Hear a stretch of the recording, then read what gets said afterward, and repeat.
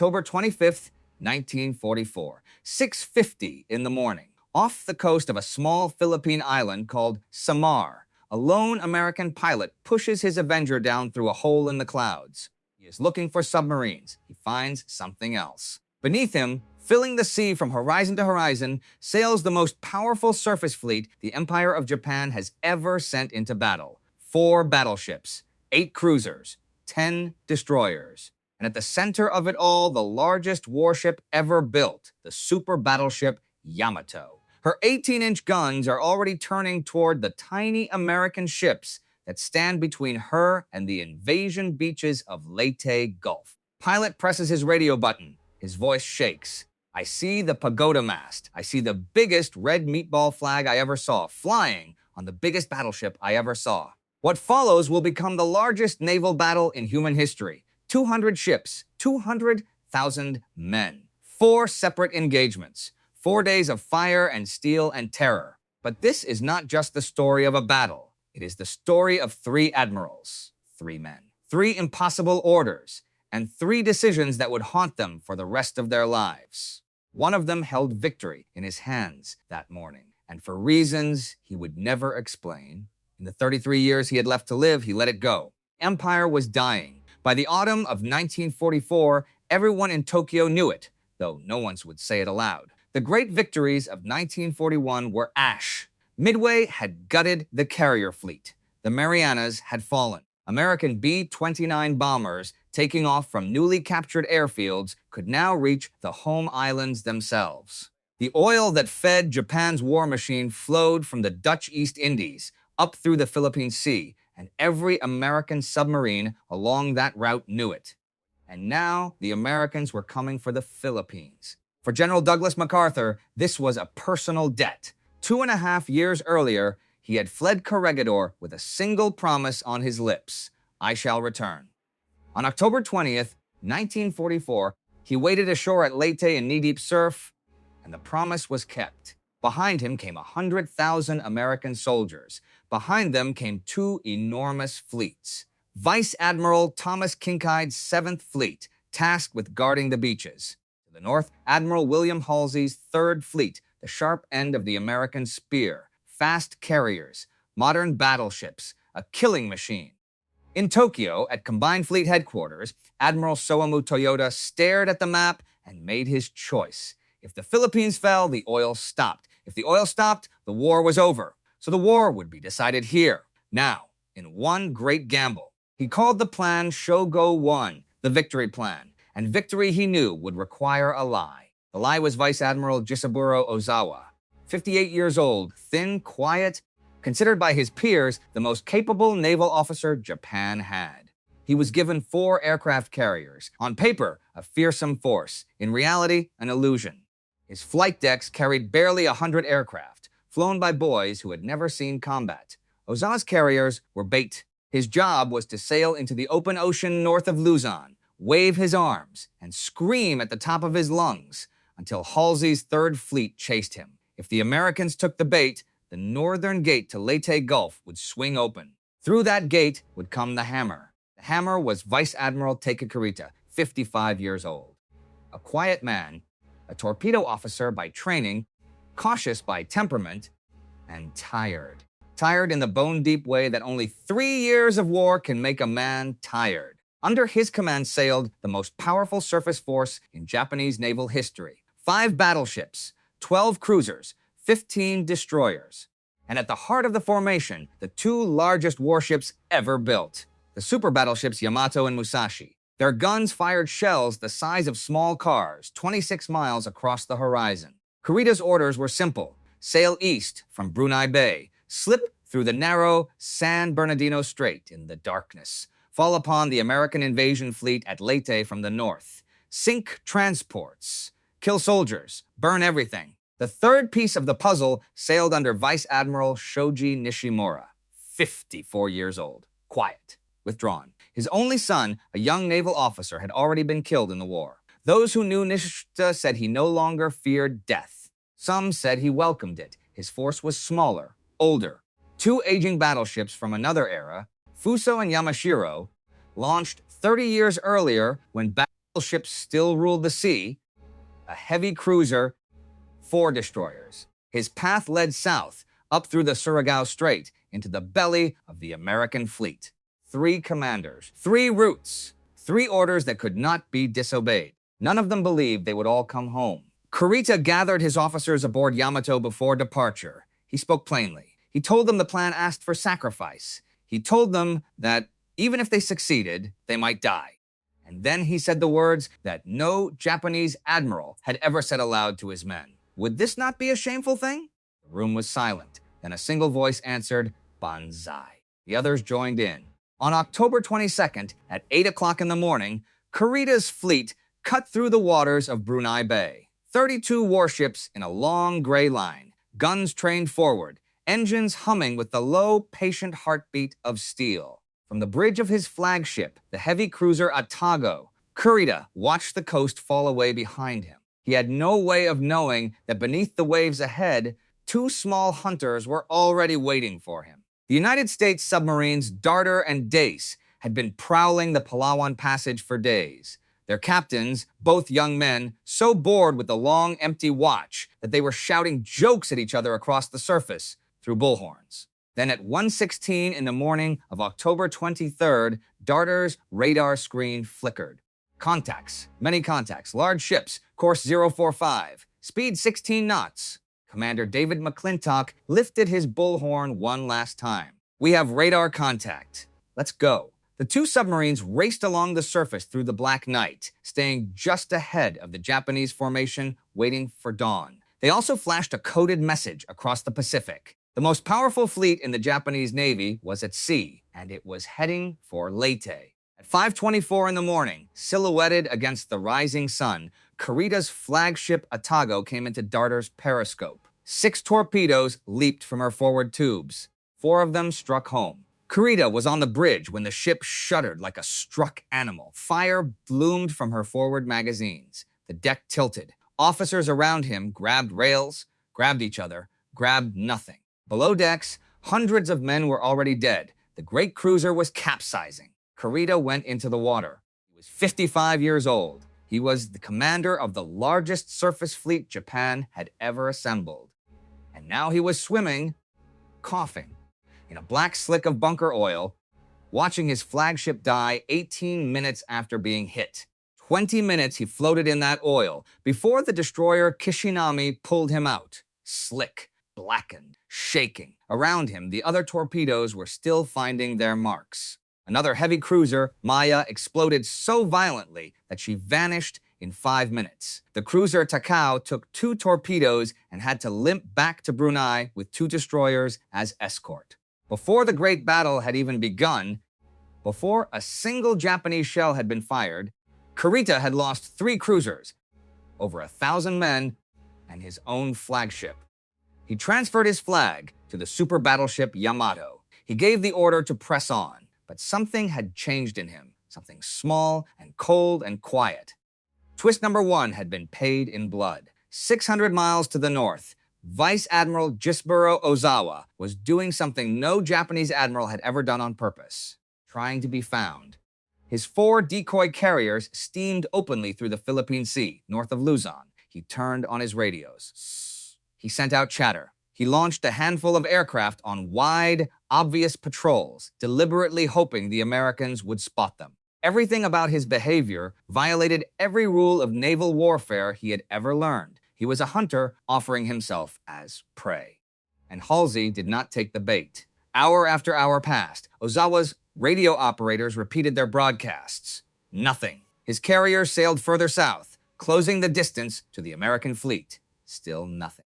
Aboard the flagship Zuikaku, the last survivor of the 6 carriers that had struck Pearl Harbor 3 years earlier, Ozawa began to wonder if he had failed before he had even begun. If Halsey never saw him, Kurita would sail into a wall of American steel and die for nothing. For most of October 24th, the Great Sacrifice sailed south unseen. Twist number 2. The bait screaming into the void and no one listening. Down in the Sulu Sea, Vice Admiral Shoji Nishimura received a message from his fellow commander, Vice Admiral Kiyohide Shima. Shima's force was following behind him. Shima wanted him to slow down. Wait. consolidate, tack Surigao Strait together with combined strength. Nishimura read the message. He folded it. He looked out at the water. He gave no reply. He turned to his officers and gave a quiet order. Full speed. Maintain course. Nishimura would not wait. Whether from grief or duty or some other private weight he carried, he chose to sail into the strait alone. Twist number 3. A man walking, eyes open, into a trap he already knew was there. Somewhere ahead of him, 6 American battleships were waiting. 5 of them had been sunk at Pearl Harbor 3 years before and raised from the mud of that terrible morning and rebuilt and returned to sea. They had been waiting a long time to fire their guns at a Japanese battleship. They would not have to wait much longer. But hours before Ozawa began his hopeless dance in the empty sea to the north, another battle had already started. The morning of October 24th, 1944, broke clear and hot over the Sibuyan Sea. Kurita's fleet, now missing 3 heavy cruisers, but still bristling with battleships, steamed east through calm blue water. On the bridge of Yamato, Kurita waited for the fighter cover his orders had promised him. Land-based aircraft from the airfields on Luzon would sweep the skies clean of American planes and let these battleships pass. The fighter cover never came. Instead, at 10:26 in the morning, American Hellcats appeared over the horizon. They kept coming for the next 6 hours. Halsey had ordered his carrier task groups to strike and strike and strike again. 5 waves, 259 aircraft, and every one of them found the same target. The super battleship Musashi. She was 72,000 tons of steel. Her main guns fired shells that weighed more than automobiles. Her armor belt was 16 inches thick. Her anti-aircraft battery threw a wall of shrapnel into the sky. She was, on paper, unsinkable. The Americans did not read paper. The first wave planted a bomb on her forward turret. The second put a torpedo into her port side. The third came for her like sharks smelling blood. 4 more torpedoes, coordinated from both flanks, so she could not turn away. By the 4th wave, her bow was already 13 feet lower in the water. By the 5th, she was down to 13 knots, listing hard, her decks aflame, her guns still firing at planes that would not stop coming. By the end of the afternoon, she had absorbed at least 17 bomb hits and 19 torpedoes. No ship in history had ever taken punishment like that. Still afloat. Aboard Yamato, watching the death of her sister ship across the water, Kurita made a decision. Around 3:30 in the afternoon, he ordered his fleet to reverse course, west, away from Leyte, away from the trap. The air attacks were murderous. His fighter cover had never come. He had no way to know where Nishimura was, no way to know what Ozawa was doing. He turned around. And then, at 17:14, he turned around again. Something had changed. The American planes had stopped coming. For the first time all day, the sky above the Sibuyan Sea was empty. Kurita did not know why. He could not know that 600 miles to the north, Halsey had finally seen Ozawa's decoy carriers on his scout reports and had thrown every plane he had into the chase. All Kurita knew was that the fire had lifted, and there was still, perhaps, a slim chance. He turned Yamato east again, back toward the San Bernardino Strait, back toward Leyte. Twist number 4. A man who had already once accepted defeat, choosing to try again in the dark. Behind him, Musashi was dying alone. Aboard her bridge stood Rear Admiral Toshihira Inoguchi, commander of Battleship Division 1, whose flag flew on the great ship. He had been trying to run her aground on the nearest island, but the wounds were too deep. Her list grew steeper. Her fires spread. At 7:15 in the evening, he gave the order to abandon ship. Captain Kenkichi Kato refused to leave. He asked to die alongside his admiral. Inoguchi looked at him for a long moment. Then he answered, "My responsibility is so great it cannot be compensated by death. But you are responsible for taking the crew to safety and getting them aboard a 2nd and 3rd Musashi to avenge today's battle." Kato bowed. He left the bridge. Inoguchi remained. He would go down with his ship. At 7:36 in the evening of October 24th, 1944, the super battleship Musashi rolled onto her side and slipped beneath the Sibuyan Sea, taking 1,023 of her crew with her. The pride of the empire was gone. 600 miles to the north, William Halsey was making the decision that would define him for the rest of his life. He was 61 years old. He had been called Bull since his days at the Naval Academy, and the nickname fit him. He was aggressive. He was blunt. He hated the Japanese with a personal hatred forged by Pearl Harbor and refined by 3 years of war. And more than anything else, he hated the memory of Philippine Sea 4 months earlier, when the bulk of the Japanese carrier force had escaped destruction. Now the last Japanese carriers were in front of him. His staff had drafted a plan. If Kurita broke through into the San Bernardino Strait, they would form Task Force 34. 4 fast battleships, 5 cruisers, 18 destroyers. Task Force 34 would stay behind, guarding the strait, while the rest of 3rd Fleet raced north for the carriers. Plans was sound. The plan was clear. The plan had been circulated as a preparatory dispatch. Halsey took the entire fleet north. Every carrier, every battleship, every destroyer. Task Force 34 was never formed. The San Bernardino Strait, the northern gate of Leyte Gulf, was left completely undefended. Kinkaid, commanding the 7th Fleet down at Leyte, did not know. He had seen the preparatory dispatch. He assumed Task Force 34 had been detached to guard the strait, as any reasonable admiral would have done. He never asked. Halsey never told him. Twist number 5. 2 American admirals, sailing in the same ocean, fighting the same battle, both convinced the northern gate was closed, and it was wide open. While Masashi died in the Sibuyan Sea and Halsey chased ghosts to the north, the 3rd battle was beginning. At 10:50 in the evening, Nishimura's southern force rounded the tip of Palawan Island and entered Surigao Strait. Strait is narrow, a slot of dark water between 2 coastlines, 40 miles long, so tight that a fleet must sail through it in a single file column, a perfect ambush ground. And Rear Admiral Jesse Oldendorf, commanding the American battle line at the northern end, knew every foot of it. Oldendorf had 6 battleships.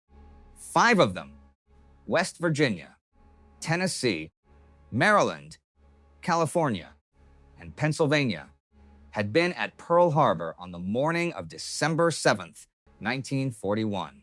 They had been bombed. They had burned. They had settled into the mud of the harbor with their crews trapped inside.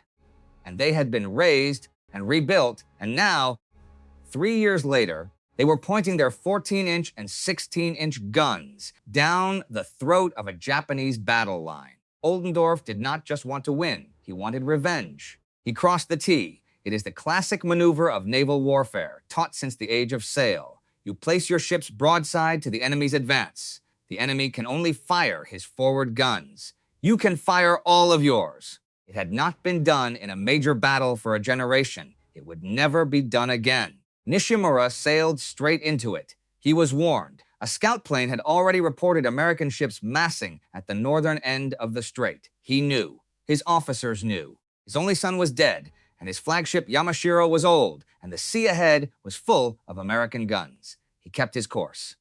Just before 11 in the evening, American PT boats swarmed his line, launching torpedoes and dashing away. They inflicted little damage, but they reported his position, his speed, his course.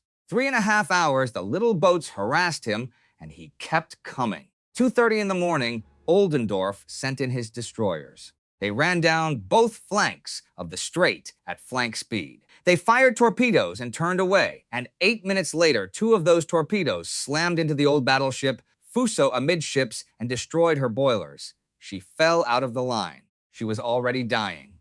And then, at 3:38 in the morning of October 25th, 25 nautical miles away, the American battle line saw a light on the horizon that looked like the sun had risen in the wrong direction. A tower of fire.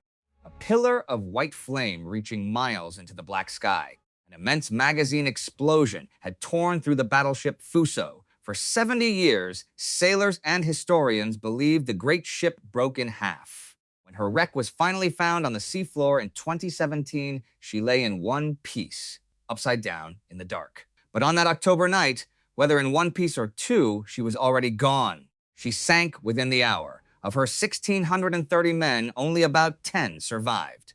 Twist number 6. A ship of the Imperial Japanese Navy, 30,000 tons of steel and coal and men torn apart in the darkness so completely that most of the American sailors watching did not even understand what they were seeing.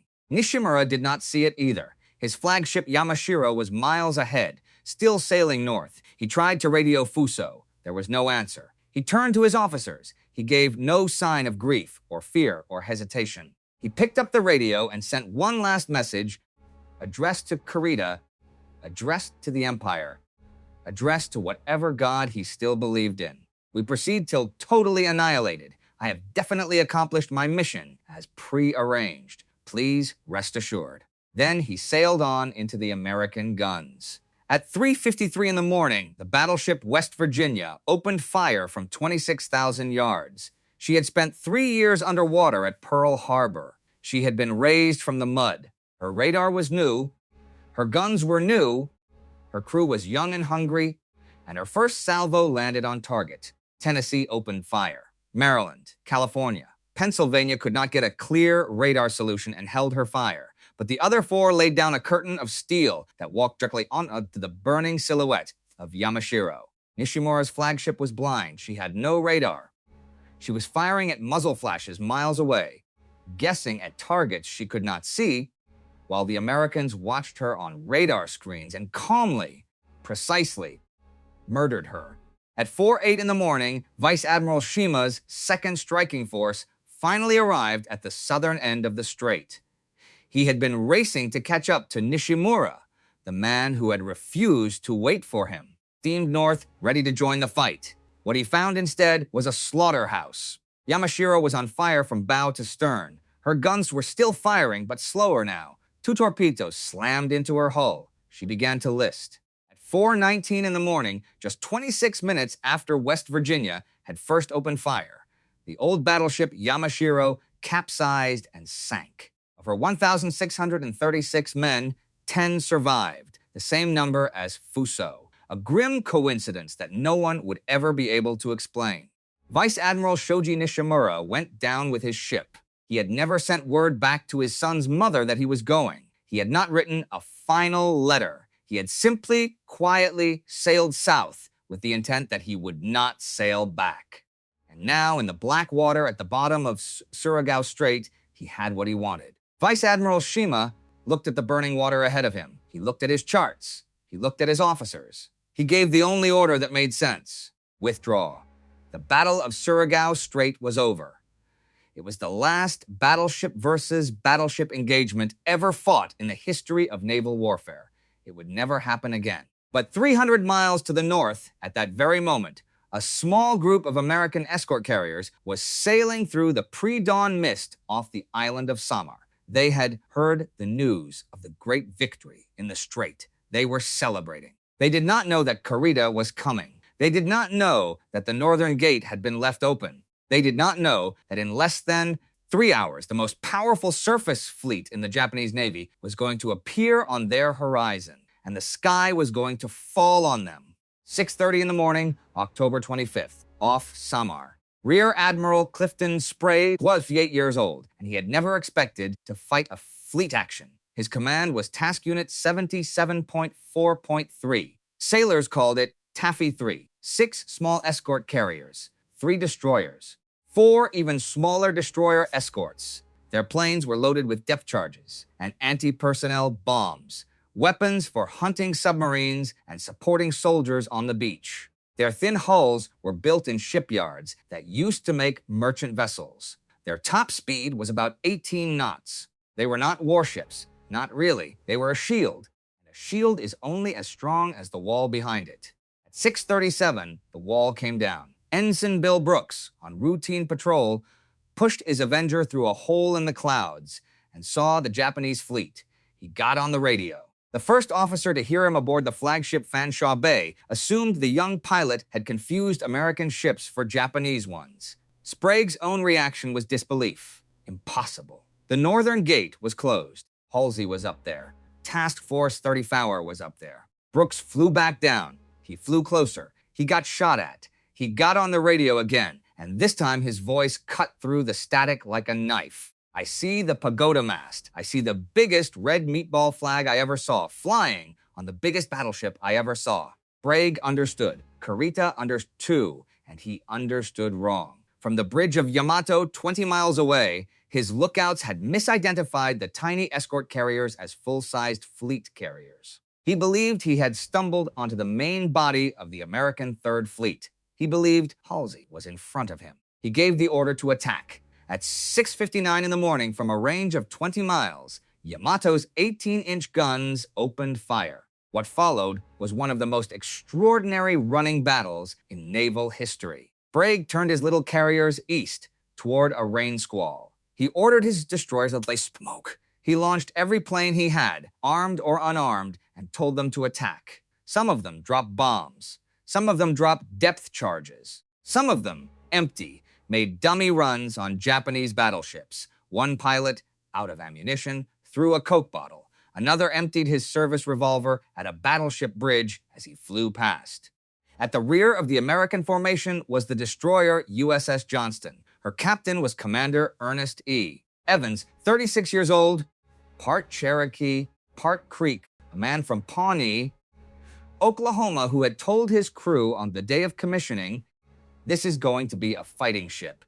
I intend to go in harm's way." He did not wait for orders. At 7 in the morning, without a single word from Sprague, Evans turned his destroyer around and charged the entire Japanese fleet, alone. 2,000 tons of American destroyer against 72,000 tons of super battleship, against 4 Japanese battleships, against 8 cruisers, against 10 destroyers. He closed to 10,000 yards. He fired 10 torpedoes. One of them blew the bow clean off the heavy cruiser Kumano. A minute later, a salvo found her range. 3 14-inch shells, almost certainly from the battleship Congo, tore into Johnston's engineering spaces. 3 more 6-inch shells hit her bridge. Evans lost 2 fingers of his left hand and refused medical attention. His ship was shredded. Half her engines were dead, and he turned her around and went back in. The other destroyers followed him, whole. Heermann, the tiny destroyer escort Samuel B. Roberts, whose captain, Lieutenant Commander Robert Copeland, told his crew over the intercom, "This will be a fight against overwhelming odds from which survival cannot be expected." Fought like they meant it. Hull took 40 hits and kept firing. Heermann traded salvos with the battleship Haruna and somehow, impossibly, was not sunk. Samuel B. Roberts closed to 4,000 yards from the heavy cruiser Chokai and fired her 3 torpedoes at point-blank range. Her gunners fired so continuously that the barrels of her 5-inch guns glowed red.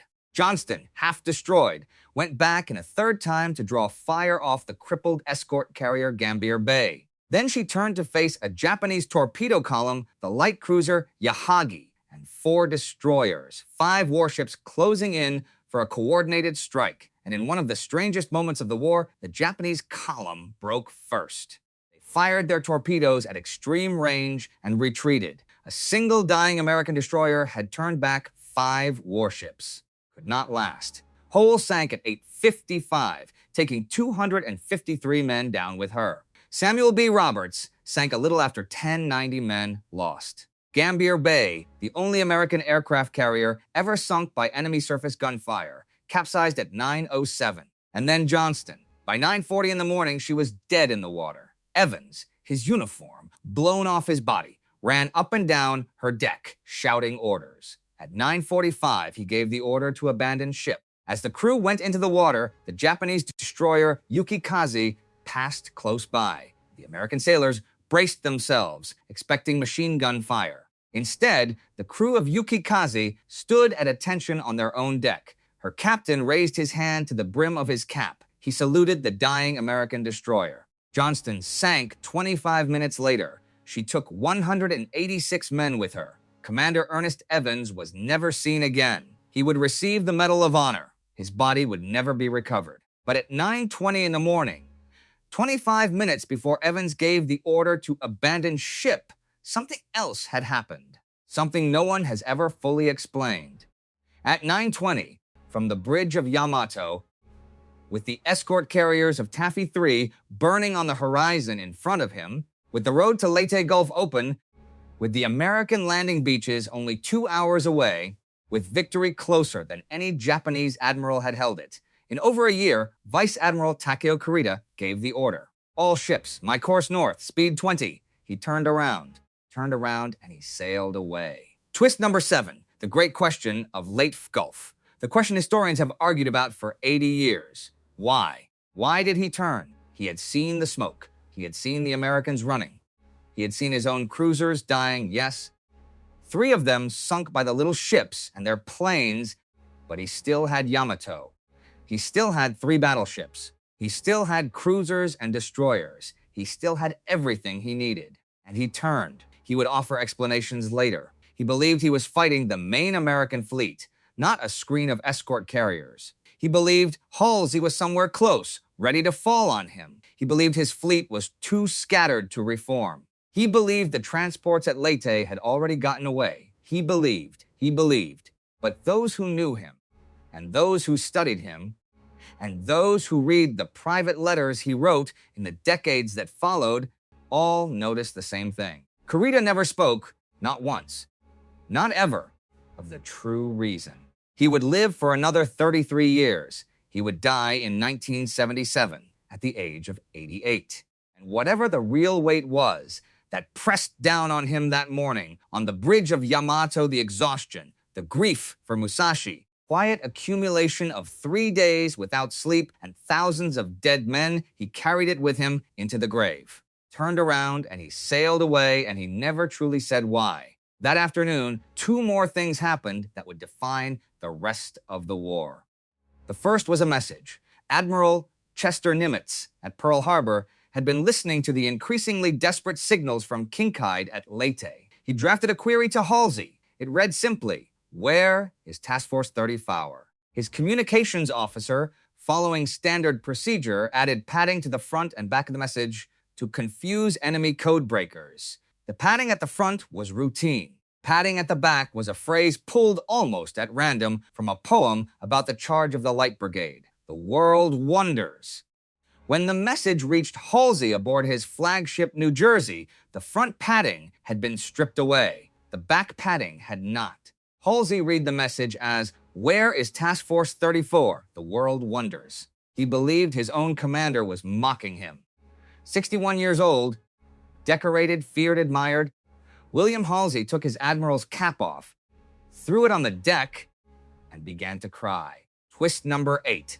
The most famous message of the naval war, and it was an accident, a clerk's throwaway phrase, and it broke a man who had never been broken by anything. The second thing happened at 10:51 in the morning, roughly 90 minutes after Kurita's retreat began. A Japanese Zero fighter, loaded with a 250-kilogram bomb, dove out of the sky above the escort carrier USS St. Lo. Pilot was Lieutenant Yukio Seki, 23 years old. He had been chosen to lead the first officially organized suicide attack unit of the Imperial Japanese Navy. He had told a Japanese journalist, quietly, before takeoff, that he did not want to die for the Emperor. He wanted to die for the woman he had just married. He hit the flight deck of St. Lo cleanly. The bomb punched through into the hangar, where fueled and armed aircraft were being readied. The explosion tore the little carrier apart. She sank within a half hour. 113 men died on her decks. 30 more were never found. The war on the sea had entered a new chapter, a darker one. From that day forward, until the end of the war, thousands of young Japanese men would climb into airplanes with no intention of coming back. The Battle of Leyte Gulf ended over the next 36 hours in scattered actions and grim tallies. The Imperial Japanese Navy lost 28 ships, 4 carriers, including Zuikaku, the last survivor of Pearl Harbor, 3 battleships, including Musashi, 10 cruisers, 11 destroyers. Over 12,000 men were dead. The American losses were real but smaller. 1 light carrier, 2 escort carriers, 2 destroyers, a destroyer escort. About 3,000 men. But the numbers were not the point. The point was this. The Imperial Japanese Navy, which had ruled the Pacific for the first 6 months of the war, which had struck Pearl Harbor and taken the Philippines and sunk the Prince of Wales and the Repulse which had once been the finest naval force in the world, ceased to exist as an offensive threat after October 25, 1944. It would never sail out to give battle again. Yamato would make one more journey the following spring, alone, to die off Okinawa in a rain of American bombs. But the Great Fleet, the fleet of Kurita and Nishimura and Ozawa, was gone. 3 admirals had sailed out with 3 orders. Nishimura died in the black water of Surigao Strait, with his flagship on top of him, having, as he said, definitely accomplished his mission. Halsey came home. He was promoted. He was celebrated. He would live another 15 years, dying in 1959, and he would spend most of those years defending his decision to leave the San Bernardino Strait uncovered. When he met Admiral Clifton Sprague after the war, Halsey told him, "I want you to know you wrote the most glorious page in American naval history that day." Sprague accepted the words politely. For the rest of his life, he referred to Halsey simply and quietly as the gentleman who failed to keep his appointment that October. Kurita came home too. He was quietly relieved of sea command. He spent the last 33 years of his life in silence. He rarely gave interviews. He never wrote a memoir. When historians came to him, patient and respectful, he would offer only fragments. He was tired. He was confused. He believed the transports had gotten away. He believed a new fleet was over the horizon. He never said the real reason. He died in December 1977 at the age of 88 in a hospital bed in Japan. Whatever he saw when he closed his eyes for the last time, whatever it was he had seen on the bridge of Yamato that autumn morning in 1944 with victory in front of him and his hand on the tiller of history, he took it with him. The largest naval battle in human history ended not with an explosion, but with a quiet man turning a wheel, and the silence of one old admiral who never told us why.